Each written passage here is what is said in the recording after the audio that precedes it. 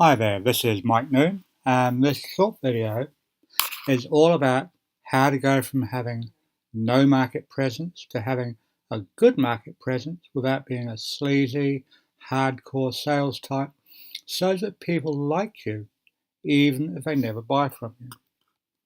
And the way we're going to do this is by using a variation on the buyer's timeline, where you're going to take your prospect or your customer from being unhappy at point A on the left to being happy at point B on the right. So let's look at how we actually do this. But before we do, I want to explain why this is important. So why should you do this? Well, the method you're about to learn is known as results in advance, and it sets you apart from everyone else in your industry who's just trying to sell people stuff. And people get very, very suspicious of sales messages and marketing as a result of it. But what you're going to do is demonstrate that you can help people by actually helping them. And in the process, you're going to be creating goodwill and trust and authority. And in this world where people are bombarded by marketing and sales messages from every media channel and outlet in creation, endlessly and incessantly, it's a relief for them to just have someone who says, hey, I understand you've got this issue and here's how you can fix it. So that's what we do. And one of the best reasons is because it's cool to help people get results they want. They get their problem solved, they feel good, and they think, hey, it was that guy from whatever your website might be that helped me solve that problem. So it makes them a lot more amenable to you. And as a result, they're going to know you, like you, and trust you. And as you may have heard, these are three of the most important things that you can have as assets when you're marketing or promoting yourself or your business. And this means that when you decide you do want to sell them something, they will be amenable to your services because you've already demonstrated that you can help them by actually helping them. So, pretty cool, huh? Okay, so let's jump in now to how you actually do this. And just before we do that, I want to point out that you've got to do this without asking for anything in return. You have to come from a genuine position of wanting to help people solve their problem or get the results they want. And I'm not suggesting that you give them the whole farm, but you have to genuinely care about the people that you are wanting to serve, so to speak. So this stuff isn't any good for like people who are into BizOp or get rich quick kind of stuff, because that is really probably not the most ethical part of the business community, and it's done business and business owners a lot of damage over the years. So if you're one of those sort of people, then just tune out now, because I really don't want you to see the rest of this. This is for the genuine business owners who actually care about their people. Okay, so let's dive in now. First steps.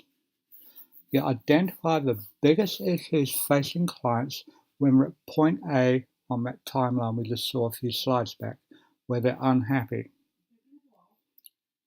And then, maybe it's that they haven't got market presence and credibility. And then you're going to identify what they really want, which is at point B, where they are happy, their problem's solved, they've got the goal they wanted to get, whatever it might be, or maybe not all the way, but they're closer to getting that goal. And that is part of the beauty of this system, is you are not trying to give them the whole farm, as I just said in the previous slide. You're getting them closer to that goal by giving them actionable stuff they can do that will get them closer to what they want. So you identify the steps they need to get from point A to point B. And you list those steps. So, for instance, in the dating industry, for instance, you might be teaching someone how to go from just seeing someone across a crowded room, across a bar, to actually being in a relationship with them, as boyfriend, girlfriend, or as a couple, or whatever it might be. And So you are going to identify all of that.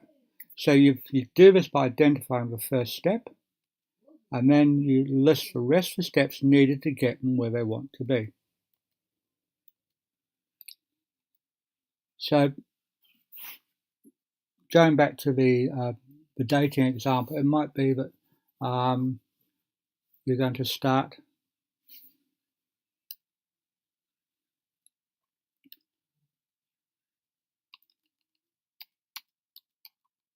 sorry about this. Woohoo, thing about doing stuff live. So with the example of dating, it might be you would teach the guy that, if he looks like he's just stumbled out of a meth lab and he's in a hoodie and he hasn't shaved for a week and he doesn't smell very nice, then he's not going to have a lot of success when he goes up to say hello to someone in a bar.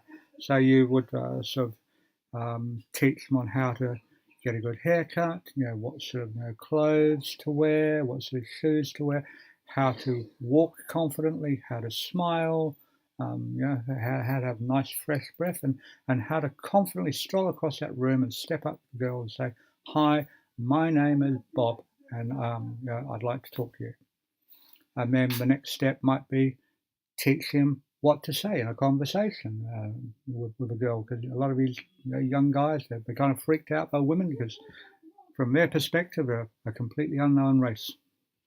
And then it might be you would teach them how to ask her for a phone number, and then perhaps the things to say to her on that first phone call, and how to ask her out for that first date, and where to take her, and what sort of flowers to take her. Or are you going to take candy or whatever it might be? So there's all these steps, and you're going to identify them and list them out in order that someone would carry them out. Okay. So of the items you just listed out, you're going to choose 3 of them that you can help with and that you want to help with. And I would suggest that the ones that you choose are A, the ones that you're most comfortable with, but B, ones that represent the biggest transformations or breakthrough that the person would be hoping for. So it might be that you choose how to dress for going to meet someone, and so it's all about looking the part and being the part and being confident and being smelling nice and all that sort of stuff. And then the next thing you might teach might be conversational skills and how to have a good conversation with a girl, with a woman.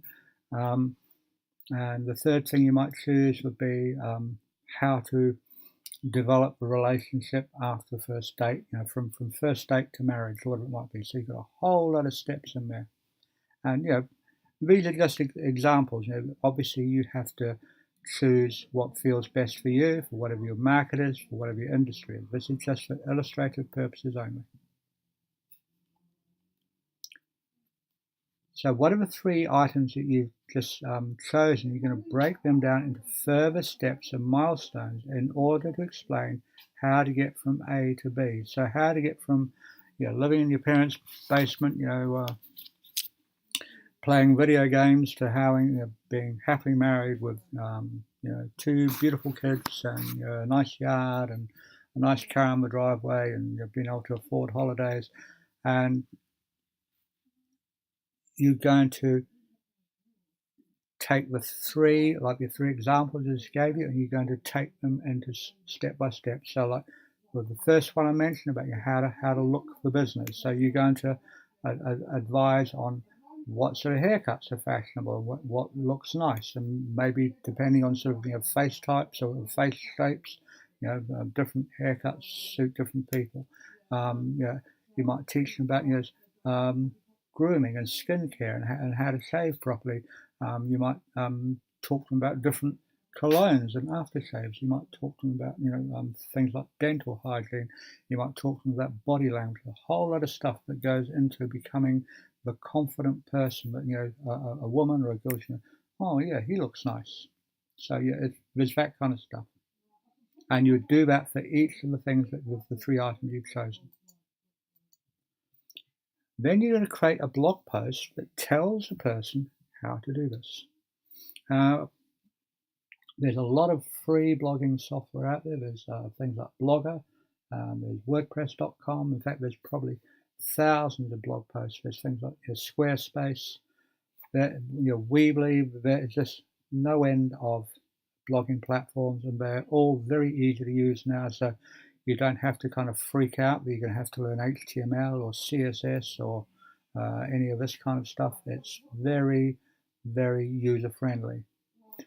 So you're going to create a blog post that tells them how to achieve, the first part, whatever it might be. So, it could be how to get a great haircut, and you're just going to write a blog post on that, and 600 to 1,000 words, and it's actually surprisingly easy to write once you start breaking things down into this detailed sort of way. But I'm doing it here, so you just can create a whole lot of bullet points about different items, about things that you want to talk about, and then order them in the correct way and just fill it out in the right sort of way.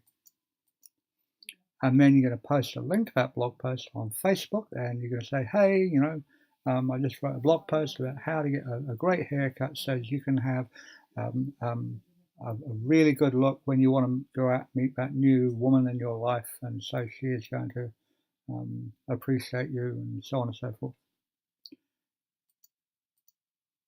And then you create a video using the same script as you used for the blog post. Now, a lot of people get kind of freaked out about videos, and here's the thing. This video is just being made with a piece of software from Mac called Keynote, which is just like similar to PowerPoint, and some video recording software called ScreenFlow. Now, ScreenFlow is about, I don't know, $200 US, but you can use it for so many things. Or if you're using a Windows machine, you can use PowerPoint, and there's some other software there called Camtasia, which you can download for free. I think it's on a 30-day free trial, and it's pretty easy to use. Basically, the back end, the interface is pretty similar, and so you're just going to create your slide deck like I've done here, and you're just going to record it. And I'm not using any fancy microphones here. I'm just using the microphone that's built into my trusty old MacBook Air here, and it's very, very easy to do. And if you don't get it right first time, you can always just re-record it. This is I think the second or third time I've gone through this because there's some background noise I couldn't edit out, so you just do it again. And then you're going to post the video on YouTube. Now, here's one of the great things about YouTube, and also about most of the blogging software. All of this stuff is now free, and YouTube has got something like 2 billion users, so that's a hell of a lot of people who can be out there seeing your stuff and finding out about you and how you can help them solve their problems. So it's pretty cool. It's very groovy. And once again, you're going to post a link to the video on Facebook, so you can say to people, hey, I've just posted a video on Facebook about how to get the best haircut for meeting